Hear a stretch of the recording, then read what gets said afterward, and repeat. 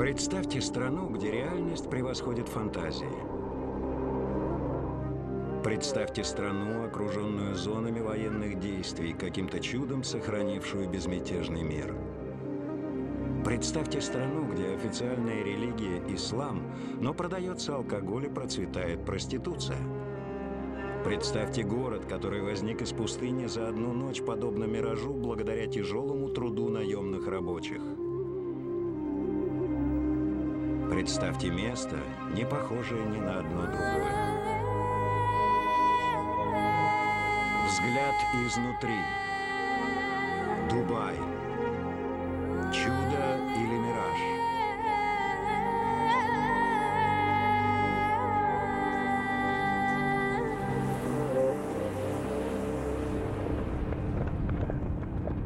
На стадионе для верблюжьих скачек Дубая сегодня утром необычайно тихо. Ведь самые захватывающие события происходят неподалеку отсюда. Сегодня финальное состязание в этом сезоне скачек. Конных скачек. Это также самое важное светское событие года, на котором богатые, облеченные властью люди находятся бок о бок с более простыми представителями местного общества. Все они пришли сюда, чтобы увидеть самые роскошные скачки в мире. В этом году призовой фонд Дубайского Кубка мира составляет более 21 миллиона долларов Соединенных Штатов. Но публика не будет делать ставки, так как Дубай – это часть мусульманского государства, где запрещены азартные игры. Нет, все эти деньги достанутся владельцам чистокровных лошадей-победителей. Один из этих владельцев – это организатор соревнований, глава Дубая, его высочество шейх Мохаммед бин Рашид Аль-Мактум.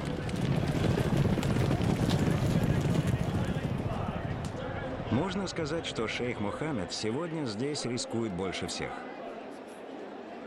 Он делает ставку на то, что его идея сделать Дубай центром арабского возрождения в 21 веке оправдает себя. Шейх Мохаммед сказал, что для Дубая пришло время стать глобальным центром, выйти за пределы своего региона и постараться достать до самых далеких точек земного шара. Реализовать этот замысел шейху Мухаммеду помогает мужская половина его правящей семьи Мактум. С их помощью они управляют так называемой корпорацией Дубай. Ведь Дубай функционирует как семейный бизнес, но это семейный бизнес, руководитель которого не боится рисковать. Удивительный пример того, как рискует шейх Мухаммед, находится в глубине Персидского залива. Вначале мы хотели построить отель на суше. Его высочество сказал: нет, нам нужно что-то эффектное, внушительное, поднимающееся прямо из моря. Поэтому мы создали собственный остров Бурдж-Аль-Араб, а на нем построили отель. Бурдж-Аль-Араб, что переводится с арабского как «арабская башня», соединяется с сушей при помощи тщательно охраняемого моста. Таким образом, надоедливых туристов не подпускают близко к этому великолепному сооружению. Рынок назвал нас семизвездочным отелем. Может быть, семизвездочных отелей не бывает, но я могу с уверенностью утверждать, что это самый роскошный отель в мире. Благодаря сусальному золоту, мрамору, атласу и хрусталю Бурдж-Аль-Араб излучает бьющую через край роскошь. Его высота почти равна высоте Empire State Building. Его облицовка с тефлоновым покрытием в форме паруса – инженерное чудо. В этом отеле предлагают не обычные комнаты, а только двухэтажные люксы. Их всего 202, и цены начинаются с нескольких тысяч.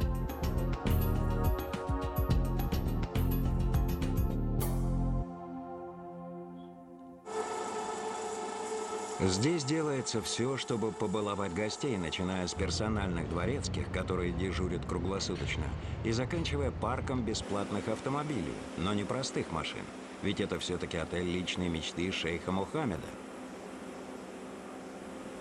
Шейх Мухаммед сказал, что они должны быть белыми с синим салоном. Как вы заметите, все наши Роллс-Ройсы, а у нас их, по-моему, сейчас 16, включая новые фантомы, белые с синим салоном. Они еще много лет будут поддерживать имидж Бурдж-Аль-Араб.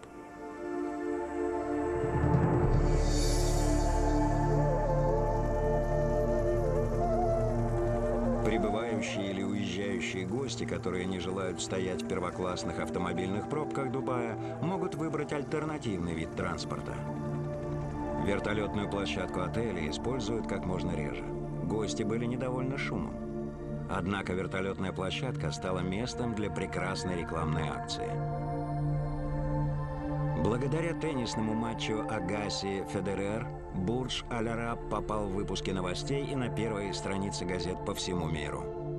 Это помогло консолидировать название Дубай как бренд. Этот город много занимался маркетингом и продвижением. Вы знаете, привлекательность появляется благодаря хорошему маркетингу и созданию имиджа Дубая. Больше всех продвижением Дубая занимается его правитель шейх Мохаммед бин Рашид Аль-Мактум, наследник династии Мактум, которая правила этой страной. Мактумы впервые приехали в этот крошечный портовый городок более 1,5 века назад. Большую часть их правления в Дубае вряд ли было что-то достойное продвижения. Если вернуться в прошлое, то в 50-х годах 20 века город кардинально отличался от его сегодняшнего состояния. Это был самый простой город, не имевший большого значения. Что касается бедности, то тогда по запаху, по виду и по ощущению было понятно, что у людей едва имелись средства к существованию. Образованных почти не было. У моего отца почти не было формального образования. Он не умел ни читать, ни писать. Это был безвестный город, который служил временным пристанищем торговцам, ловцам жемчуга и изредка пиратам или контрабандистам, которые искали убежище у берегов этой бухты. Затем, в середине 60-х годов 20 века, в Дубае было обнаружено небольшое месторождение нефти. Оно было незначительным по сравнению с запасами соседних Абу-Даби или Саудовской Аравии, но его было достаточно, чтобы правитель Дубая увидел возможность преобразовать эту пустынную местность. Шейх Рашид был отцом-основателем современного Дубая. Он был бизнесменом. Он сосредоточился на экономике. Именно этим и отличается Дубай, сосредоточенностью на экономике. Шейх Рашид начал модернизацию города. Были построены новые дороги и здания, а на побережье появилась новая гавань. В момент открытия это был самый большой рукотворный порт в мире. Так Дубай впервые попал в книги рекордов. В начале 70-х годов Дубай вместе с 6 соседними эмиратами образовал государство под названием Объединенные Арабские Эмираты. Среди них самые большие запасы нефти были в Абу-Даби, но у Дубая были амбиции и стремление идти вперед. К 70-м годам хлынувший в Дубай поток иностранцев мгновенно превратил сонный городок в крупный город. Эти первые экспатрианты, или как их называют, экспаты, в основном приезжали из Южной Азии и соседних стран, таких как Иран и Ирак. Они, как и все другие экспаты, приехали, потому что увидели возможность заработать хорошие деньги в этом портовом городе, свободном от налогов. Это перевалочный пункт, как и любой другой порт в мире. В портовых городах люди обычно живут временно, а добившись цели, возвращаются в свою страну. Поэтому мы ожидаем, что сюда приедут азиаты, европейцы, американцы, арабы и люди многих других национальностей. Некоторые остаются подольше, некоторые уезжают, но в целом они не должны оставаться здесь бесконечно.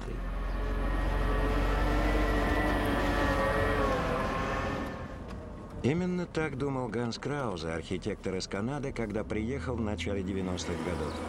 Для него это была временная работа. Прошло 16 лет, и он все еще здесь. Я приехал в июле 91-го года. Сейчас Дубай не узнать. Это совершенно другой город. Когда я еду из своего дома и подъезжаю к шоссе Шейха Заеда, весь горизонт окутан коричневой дымкой. Это смог.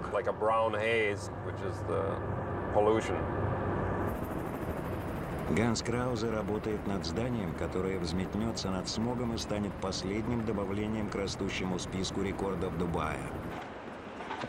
После завершения строительства Бурдж Дубай, отель и комплекс офисных и жилых помещений, будет претендовать на звание самого высокого здания в мире. Темпы строительства поражают. 6000 человек работают в 2 смены, и башня растет на 2 этажа в неделю. Наконец, лета 2007 года она уже превзошла башню CN в Торонто, став самой высокой отдельно стоящей конструкцией в мире. Как главный архитектор, Ганс Краузе отвечает за то, чтобы вся внутренняя отделка была выполнена согласно проекту. Думаю, нам нужно проследить, чтобы здесь был обеспечен нужный класс огнестойкости. Большая часть здания построена из армированного бетона, а верхушка из стали, что даст возможность надстраивать дополнительные этажи, если это будет необходимо или желательно. Здание будет более 700 метров и 160 этажей в высоту. Компания Skidmore, Ownings и Merrill спроектировала его с возможностью изменения высоты. Этот проект стоимостью в $20 миллиардов реализует дубайская компания Mirage. Это открытое акционерное общество, где есть один очень крупный миноритарный акционер – правительство Дубая, которым, конечно, является шейх Мохаммед и семья Мактум. Еще до того, как был построен первый этаж Бурдж-Дубай, почти все квартиры были распроданы за 2 вечера. Инвесторы хотели купить по 3, 4, 5 этажей, но Mirage этого не разрешала. Инвесторам установили ограничение максимум на 2 этажа. Не уверен, сколько сейчас просят за 3-комнатную квартиру, но точно не меньше $1,5 миллиона. Компании Mirage было мало построить самое высокое здание в мире. Она решила поставить еще один рекорд – самый большой в мире торговый центр. Торговый центр Дубая имеет площадь чудовищного размера. В 1 120 000 квадратных метров. По сравнению с ним, более 30 уже работающих в Дубае торговых центров, в том числе самый популярный в городе культовый торговый центр Эмираты, покажутся карликами. Когда толпе неутомимых покупателей надоедает бродить по 450 магазинам и ресторанам, они могут заглянуть во временные киоски, которые торгуют, пожалуй, самым популярным товаром Дубая – недвижимостью. Рынок недвижимости раскален до красна. Дома скупают еще тогда, когда они существуют только в виде макетов и брошюр. Собственники перепродают только что купленные квартиры 3 или 4 раза, до того, как сдвинется хоть одна песчинка. Некоторые опасаются, что этот мыльный пузырь может лопнуть в одночасье, но это не остановило покупательский бум. Как ты заработал эти деньги? Я был там в 7:15, я первый, кто купил, приятель. Это очень хорошо, теперь цена вырастет в следующем месяце. Я купил уже 3, мне хватит. Я знаю, в следующем месяце они подорожают на 5%. Да, я знаю, через 2 дня. Дубай известен как один из самых быстро растущих городов в мире. Массовое строительство продиктовано решением шейха Мохаммеда превратить Дубай в центр финансов и сферу услуг, в особенности туризма. Здесь, в торговом центре Эмирата, одна из главных туристических достопримечательностей. Это закрытая горнолыжная трасса. Здесь поддерживается минус 2 градуса по Цельсию, хотя на улице температура зашкаливает за плюс 50. В планах открытия еще одной горнолыжной трассы, которая не только станет самой большой в мире, но и будет оборудована вращающимся склоном. Еще один проект Дубая, которому нет аналогов. Дубай охватила строительная лихорадка. На этом клочке земли, который меньше, чем остров Принца Эдуарда в Канаде, работает примерно 1/5 часть всех строительных кранов в мире. В то время как строительные краны гигантской компании-застройщика Mirage теснятся в небе над Дубаем, еще одна компания-застройщик борется за право похвалиться еще одним проектом в этой стране, который подходит только прилагательные в превосходной степени. Компания под названием «Нахиль» занимается застройкой на удивительных искусственных островах. То, как они поднимаются над Персидским заливом, видно из космоса. Это строительный конгломерат, который в конечном счете принадлежит шейху Мохаммеду и семье Мактум. Один из высших руководителей компании «Нахиль» – канадец Роберт Ли. Его пригласили из Ванкувера, где он работал над рядом крупнейших строительных проектов в этом городе. Самое главное отличие, которое чувствуют все, кто сюда приезжает, это сроки проектов. Типичный строительный проект в Северной Америке и других странах реализуется в течение 5-10 лет. Здесь это занимает 3 года. Поэтому вся работа выполняется в очень сжатые сроки. Как только о строительных планах становится известно, недвижимость сметают ненасытные покупатели, которым не терпится поучаствовать в пиршестве на дубайском рынке недвижимости.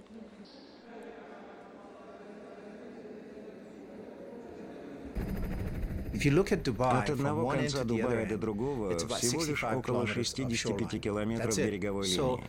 Поэтому была поставлена задача создать дополнительные площади с выходом на берег, так как вода — это жизнь.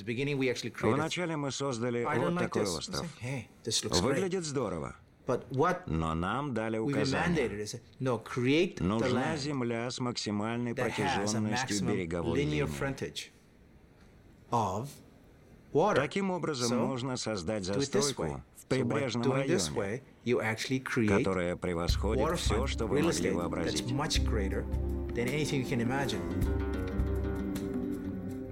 За планом перевести камни и песок из пустыни в море стоял шейх Мухаммед. Еще один план заключался в том, чтобы переместить море в пустыню. Хотя эта местность находится в глубине суши, компания Нахиль закачала сюда морскую воду. Теперь каждый дом с видом на водоем. Один из таких домов с видом на воду принадлежит Роберту Ли. Когда этот дом был только выставлен на продажу, здесь не было ничего, кроме пустыни, и за него просили $700 тысяч. Площадь участка около 1000 квадратных метров, площадь дома 460 квадратных метров, поэтому дом считается виллой. Прошло 3 года, и цена поднялась до $2–2,5 миллионов. Разве это холодно? Думаю, что доминирующее ощущение у приезжающих сюда людей то, что это временное место жительства.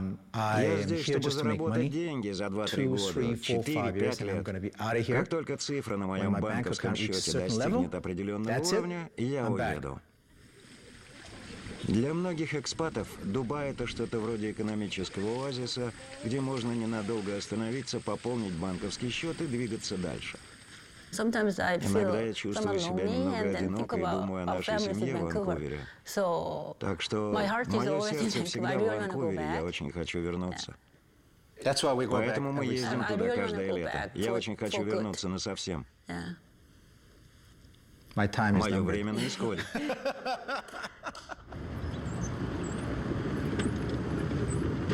Для выживания Дубая необходим практически постоянный приток иностранцев. Местное население жителей Эмиратов составляет всего 20%. Кому-то нужно выполнять работу. Большая часть жителей Эмиратов может позволить себе очень комфортную жизнь. К их услугам развитая система социального обеспечения.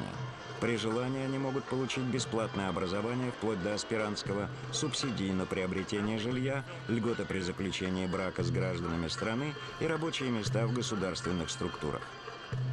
Мужчины этого привилегированного класса носят униформу, традиционную тунику под названием кандура. Иностранцы называют ее диждаш. Сегодня примерно 30% жителей Эмиратов отложили свои кандуры в сторону и надели форму пилотов-курсантов Emirates Airline. Большинство пилотов Emirates не жители Эмиратов, поэтому это совершенно особый выпуск. На церемонию пришли вице-президент Морис Флэниган и председатель правления шейх Ахмед. Он дядя шейха Мухаммеда. Они оба стояли у истоков компании, которая сейчас является наиболее быстро развивающейся авиакомпанией в мире. В 1985 году шейх Мухаммед решил, что Дубаю необходима авиакомпания. Он дал $10 миллионов на создание авиакомпании и сказал: «Не просите ничего, кроме этих денег, и не ожидайте защиты от конкурентов, потому что в Дубае так не поступают. Политика свободного неба будет продолжена». Это было очень мудро, но его лучшим подарком авиакомпании было назначение шейха Ахмеда, которому тогда было всего 25, на пост председателя правления. Мой босс все время говорит мне: если ты просыпаешься утром с позитивными мыслями, то весь день будет позитивным. Он постоянно поощряет наше стремление двигаться вперед. Он всегда говорил, что люди иногда допускают ошибки, и нам нужно учитывать этот риск.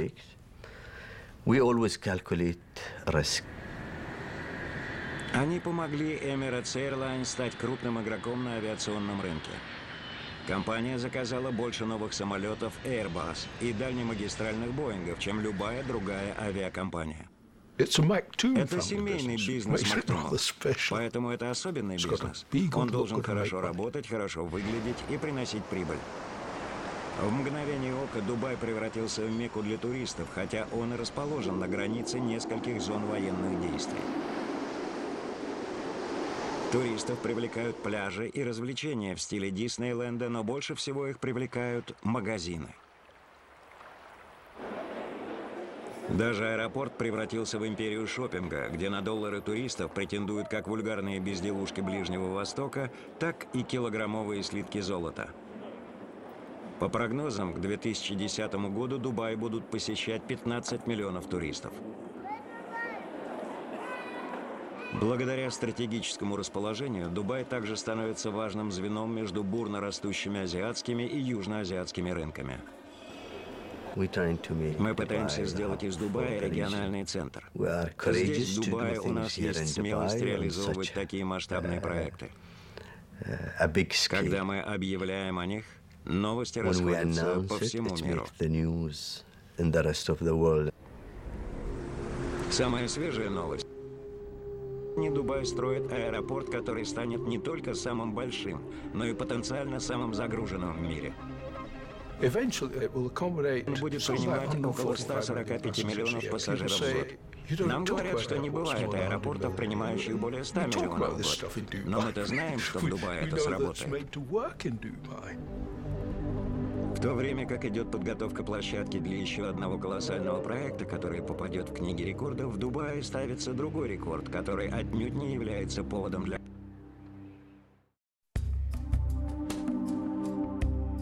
Они везде, где реализуются монументальные проекты Дубая.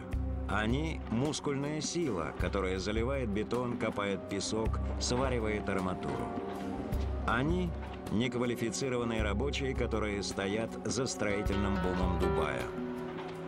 Они приезжают из Индии, Пакистана, Шри-Ланки, Бангладеш и Китая. Их почти миллион, и они здесь только по одной причине. Они пытаются заработать больше денег. Они не получают столько денег у себя на родине. После конца смены их отвозят на автобусах обратно в трудовые лагеря, такие как этот лагерь в Сонапуре. Его название переводится с хинди как «золотой город», но золото этого города слегка потеряло свой блеск. 150 тысяч человек теснятся в переполненных общих комнатах, где они едят, моются и спят. Он встает в 4:30 утра, готовит завтрак, к 5:30 собирается и принимает душ. В 5:30 они едут на строительную площадку. Весь день он работает. В 6 они заканчивают и едут домой. Домой они иногда приезжают только в 8 часов. Дома они стирают одежду, готовят ужин и ложатся спать. Недавно рабочие начали протестовать против низкой зарплаты, низких стандартов техники безопасности и плохого отношения со стороны компаний, где они устроились на работу. В 2006 году группа Human Rights Watch характеризовала строительных рабочих как работающих незаконно и по принуждению и осудила Эмираты за обман рабочих. Демонстрации и забастовки дали властям встряску, и они начинают жестко действовать в отношении компаний, не соблюдающих правила. Ходят даже слухи о том, что могут быть разрешены профсоюзы, но только если это одобрит шейх Мохаммед. Сейчас для рабочих, которые трудятся у подножья Бурдж-Аль-Араб, все остается без изменений. Видимо, шейх Мохаммед одобрил еще один строительный проект на берегу. Удивленные местные жители узнали об этом только когда увидели стену, отрезавшую от них существующий общественный пляж. Здесь есть очень красивый общественный пляж. Они решили построить отель, ведь отели здесь – это главное. Поэтому они просто построили стену и закрыли этот красивый пляж. По выходным Мелани Джанель приходит на пляж, чтобы кататься на роликах. Она обожает кататься. В Монреале она занималась фигурным катанием и чуть не попала в национальную сборную Канады. Как и катание на коньках в Канаде, катание на роликах здесь – сезонное увлечение. Летом настолько жарко, что заниматься спортом можно только утром, часов в 6, потому что к 7 температура уже поднимается до 40 градусов, а о спорте можно забыть. Я здесь 1,5 года. В первый год было довольно трудно найти жилье. Я снимала виллу недалеко от пляжа вместе с 4 соседями. Нас 3 канадки, 1 француз и 1 девушка из Британии, мы все инженеры. Мы очень хорошо ладим друг с другом, поэтому решили жить вместе. Мелани работает инженером по устранению компьютерных сбоев в тренажерах для пилотирования вертолетов. Часто для этого требуется лично провести испытания. Когда мне нужно проверить систему или исправление, которое я внесла, мне приходится летать на нем. Поэтому у меня есть немного практики. Я учусь немного летать сама. Я никогда не управляла настоящим вертолетом. Может быть, однажды это произойдет. Тренажеры помогают пилотам готовиться к реальным ситуациям. Но ни один тренажер не может подготовить экспатов к реальностям той пропасти, которая отделяет их от местных жителей. На моей работе нет местных жителей. Нет возможности с ними встречаться. Их культура отличается. Они другие. Культурную пропасть усугубляет множество местных правил, которые экспаты должны знать и соблюдать. Мы должны выполнять множество требований. Это нормально, когда в вашу страну приезжает столько иностранцев. Нам нужно разрешение на алкоголь, это просто письмо от нашей компании. Они сообщают о нашей зарплате для получения разрешения на алкоголь, потому что от зарплаты зависит, сколько алкоголя вы сможете покупать ежемесячно. Если вы много зарабатываете, то можете чаще напиваться. Но это страна, где действует закон шариата, и это влияет не только на права женщин-мусульманок. Здесь нелегко быть женщиной, особенно незамужней.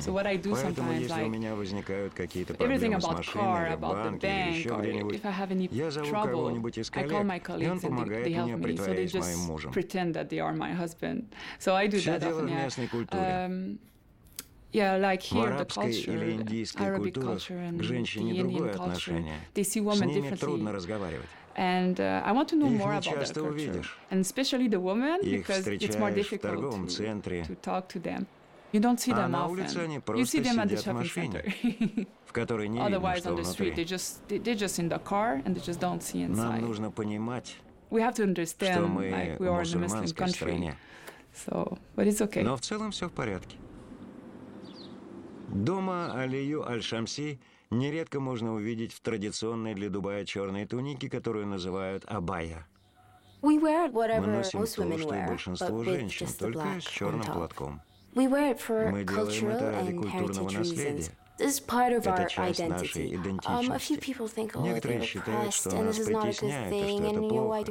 А мне кажется, почему бы и нет. Я живу здесь, это часть нашей культуры. И показывать традиционную одежду местных жителей – это правильно. Мы хотим сохранить нашу культуру, но мы, конечно, не можем жить в точности, как наши предки, потому что все изменилось.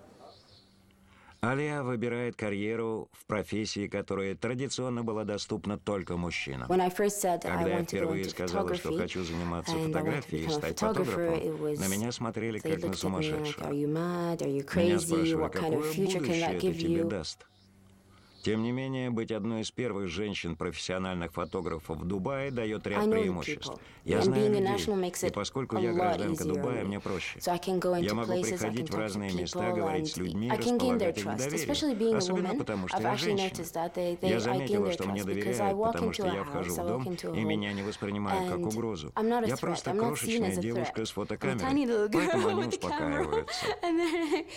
Так что мне гораздо легче.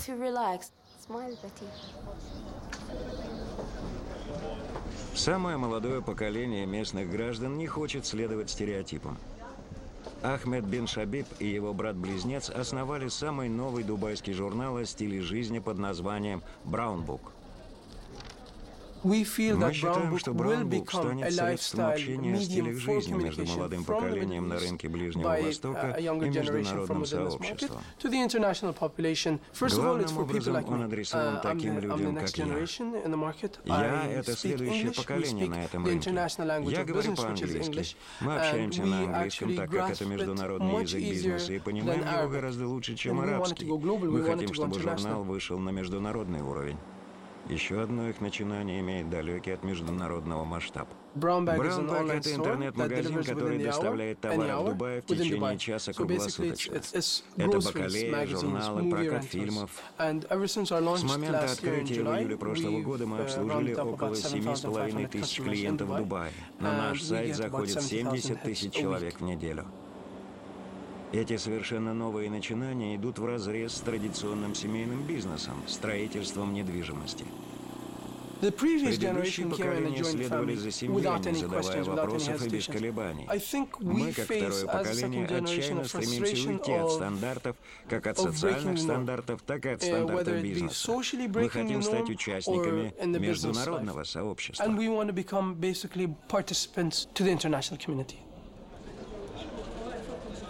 Тем не менее, есть традиция, с которой новое поколение не желает расставаться. Длинная белая туника, которую мужчины многие века носили в Эмиратах. Если взять нас, новое поколение, то я ношу кандуру. Почему я ношу эту одежду? Думаю, что так мы не забываем о наших корнях и стараемся о них рассказать, как в бизнесе, так и в социальном поведении и стиле жизни, где угодно. Сейчас у молодых продвинутых местных мужчин считается модным снимать головные платки на работе. Кроме того, похоже, они перестали пользоваться бритвой. Идею со щетиной нам подал Брэд Питт. Наверное, это просто способ самовыражения. Девушки считают это привлекательным. Поверхностные косметические изменения – это одно. Но в битве за пляж произошла гораздо более удивительная перемена. Стена, которая преградила путь на пляж, стала причиной редкостного публичного протеста экспатов. На прошлой неделе кто-то организовал петицию в интернете, а там может подписаться очень много людей. Я подписалась, отправила ее всем своим друзьям, и к нашей радости было решено прекратить это. Они уберут стену, и тогда все экспаты снова смогут ходить на пляж. Похоже, что человек, обладающий неограниченной высшей властью, шейх Мохаммед, действительно прислушался к людям, даже если это всего лишь экспаты.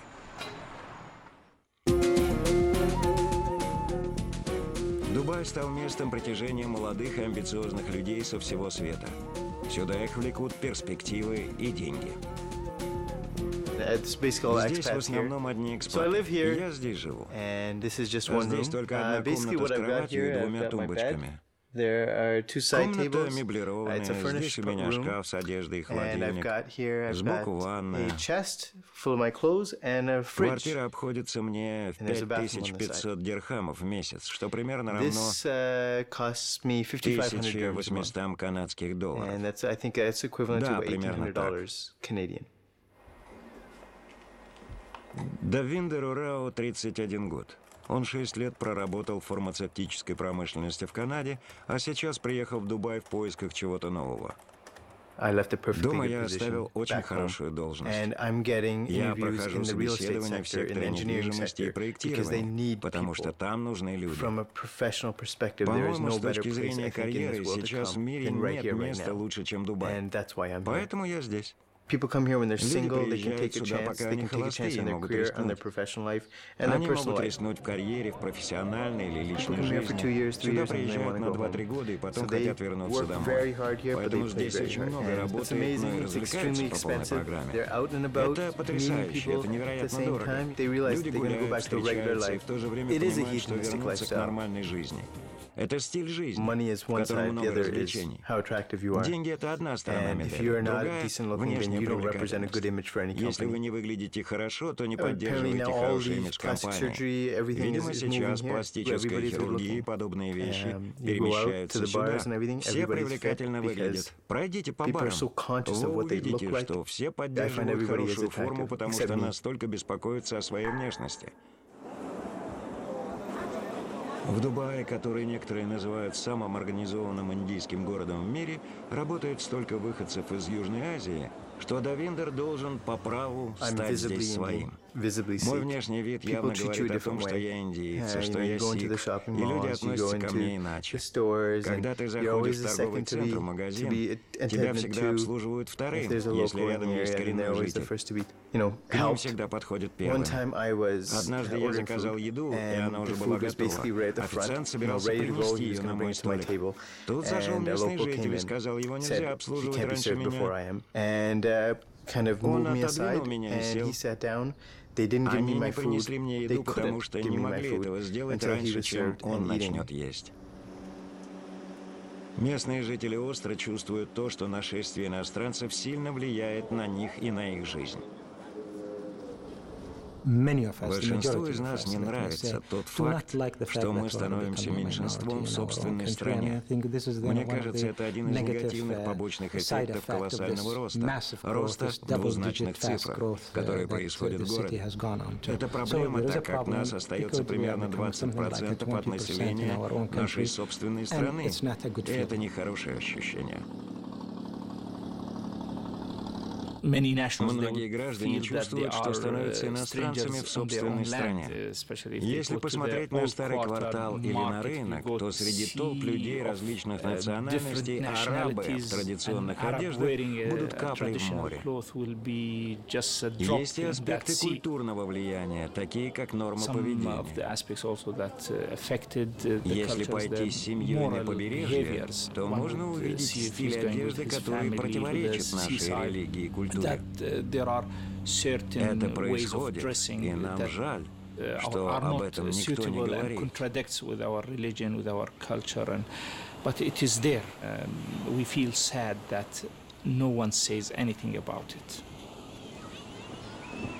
Об этом тем более сложно говорить открыто из-за того, что в текущий момент шейх Мохаммед присвоил туризму один из приоритетных статусов Дубая. Чтобы стать туристическим центром, надо обеспечивать туристам все удобства. Так происходит повсюду, в Дубае, в Лондоне, в любых больших городах. Есть ночная жизнь, есть правильная жизнь. Это развлекательная часть жизни, и ей тоже нужно уделять внимание. За исключением наркотиков, порнографии в интернете и вождения в пьяном виде, в Дубае, на удивление, толерантно относятся к большинству западных пороков, включая проституцию. Но этим довольны не все. Конечно, оскорбительно видеть проститутку на улице или в отеле. То, как они одеваются, как публично зазывают клиентов. Возмутительно, когда такое происходит в арабской или мусульманской стране. Один из ночных клубов пользовался особенно дурной славой. Каждую ночь до 600 женщин из бывших стран Железного занавеса и Азии, которые официально приехали в страну как воспитатели в детском саду или домоработницы, приходили сюда работать в ночную смену. Никто не говорит, почему его двери внезапно закрылись, но проституция по-прежнему процветает, хотя официально она вне закона. Если это привлекает экспатов и позволяет им комфортно себя чувствовать, если это то, что им нужно, пусть так и будет. Это не должно побуждать мусульман к моральному разложению. Если они не хотят прикасаться к таким местам, то есть множество мечетей и молельных домов, куда можно пойти. Не обязательно отправляться в бары или ночные клубы, и что еще там есть. По-моему, это город, где разнообразие признано очень важным. Не мусульманам разрешено практиковать свою религию. Почти у каждой христианской конфессии есть церковь. Есть даже храм, куда ходят сикхи и индуисты, но до сих пор ни одной синагоги. В страну все еще официально запрещено въезжать по израильскому паспорту, хотя евреям и не запрещено приезжать в Дубай.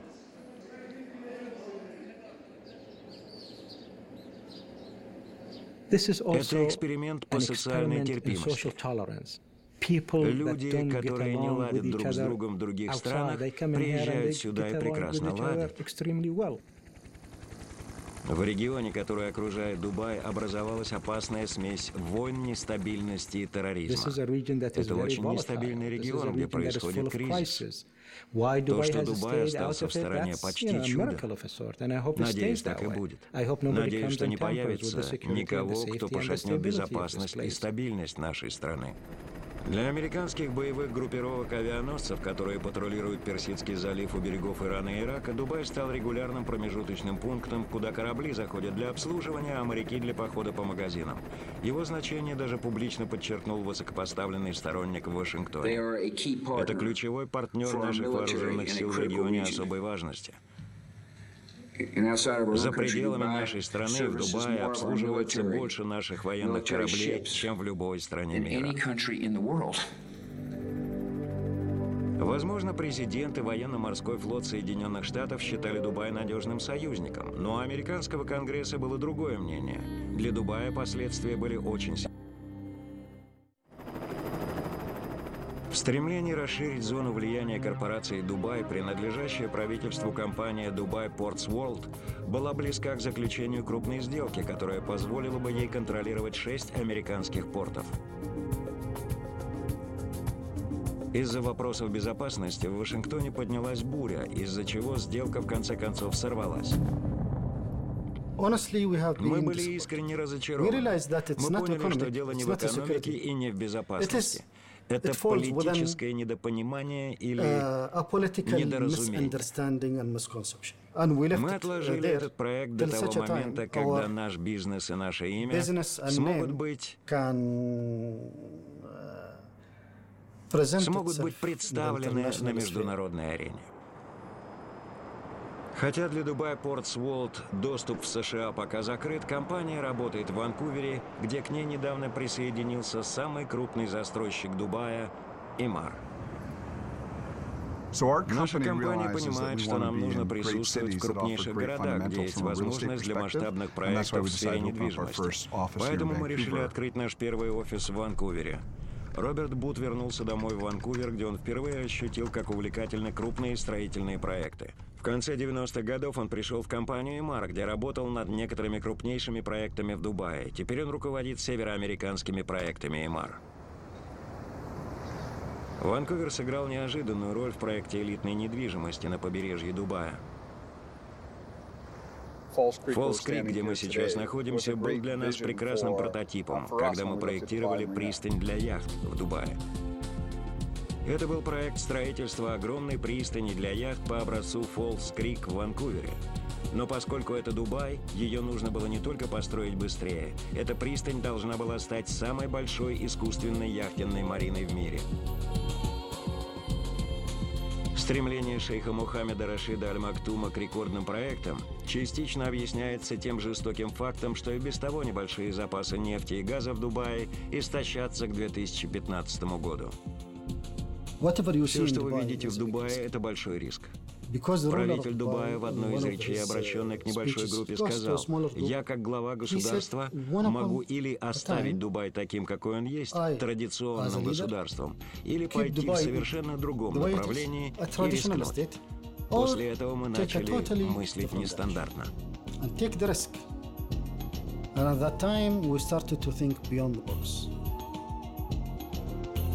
Мыслить нестандартно также означало выйти за пределы границ Дубая. Группа Джумейра, еще одна из компаний в корпорации Дубай, скупает высококлассные отели, в их числе Essex House отель в Нью-Йорке. Борс Дубай, компания, которая владеет фондовой биржей Дубая и принадлежит шейху Мухаммеду, сейчас находится в процессе приобретения почти 20% акций NASDAQ, одной из основных фондовых бирж Соединенных Штатов, и почти 30% акций лондонской фондовой биржи. Корпорация Дубай инвестирует в другой город в пустыне – Лас-Вегас. Мы пытаемся доказать кое-что себе и всем остальным, что мы можем построить первую неоснованную на нефти экономику в этом регионе, ориентированном на нефть, и что мы сможем создать неоснованную на нефти экономику, которая бесконечно превосходит экономику, базирующуюся на нефти. Влияние Дубая на ближайших соседей уже становится заметным. В то время как Бурдж Дубай поднимается все выше, Саудовская Аравия, Бахрейн, Кувейт и Катар объявили о независимых планах построить еще более высокие здания. Последние новости. К ним присоединится еще одна компания. Откуда же, как не из Дубая? Нахиль. Это еще один участник корпорации Дубай, планирует превзойти Бурдж Дубай. Гонка продолжается.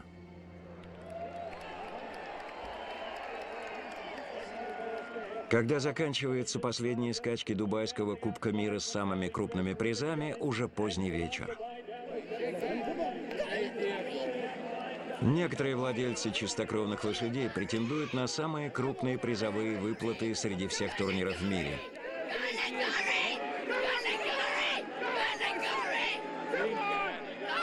Но шейх Мухаммед сделал гораздо более серьезную ставку. На город-государство, не похожий ни на один другой в мире.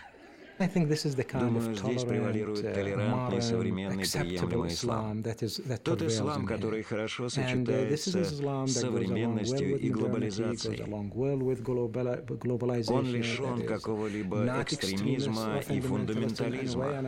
И я надеюсь, что именно такой ислам получит распространение. Действительно ли сегодняшний Дубай экономическое и социальное чудо или просто еще один мираж в пустыне? Это зависит от мудрости и удачливости шейха Мухаммеда. К сожалению для шейха Мухаммеда, в этом году приз в $6 миллионов выиграл не он.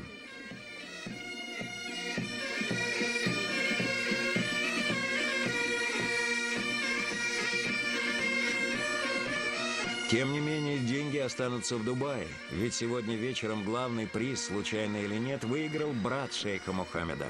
Так или иначе, похоже, что полоса везения для корпорации Дубай продолжается.